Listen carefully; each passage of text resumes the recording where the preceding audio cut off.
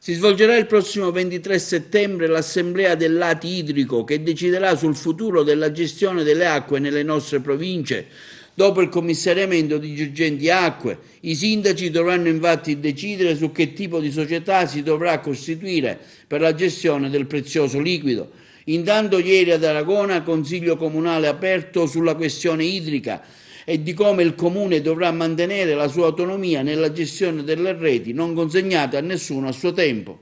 Io accetto la sfida e sono pronto a mettermi in prima fila contro la gestione privata delle acque. Le acque devono essere gestite, sono un bene pubblico. Le acque secondo me devono essere gestite dalla provincia per quanto riguarda le risorse idriche di tutta la provincia e la distribuzione deve essere in capo ai comuni, come c'è l'Aragona, come c'è la Santa Elisabetta, come c'è la Trigona, come c'è la Santa Elisabetta. Queste sono le scelte che dobbiamo fare, non è soltanto la scelta della SPA o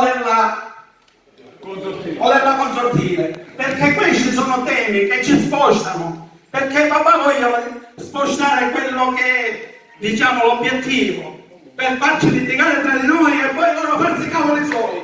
Questa è la realtà, a questo sono pronto a mettermi la fascia, andare a Palermo, a Roma, a fare qualsiasi, scusate la volgarità, bordello. Perché con le fogne che perdono, le falde acquifere si inquinano e ne risente la salubrità alimentare. Non ce le dicono queste cose. Poi ci sono gravi disagi di ordine sanitario. Andatevi a leggere Alcamo, liquidi fecali in mare. Andiamoci a leggere Porto Empedocle, andiamoci a leggere come dobbiamo andare a fare turismo noi altri. Come dobbiamo andare a fare turismo? Poi mi vengono e mi dicono facciamo Agrigento 20-20, sono i roti, i certi da bicicletta, che cosa sono? Agrigento 20-20 non abbiamo capacità attrattiva turistica. L'acqua, d'accordo, teniamocela fra di noi ma non può andare così. Ma lo sapete che le esalazioni delle fogne fregano i polmoni?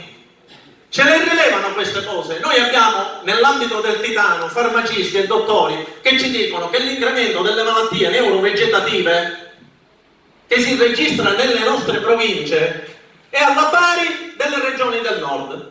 Le regioni del nord, se mi permetti, scariche industriali, metalli, c'è tutto, la fanno industria. Ma noi qua che cosa abbiamo? Quando lavoriamo più?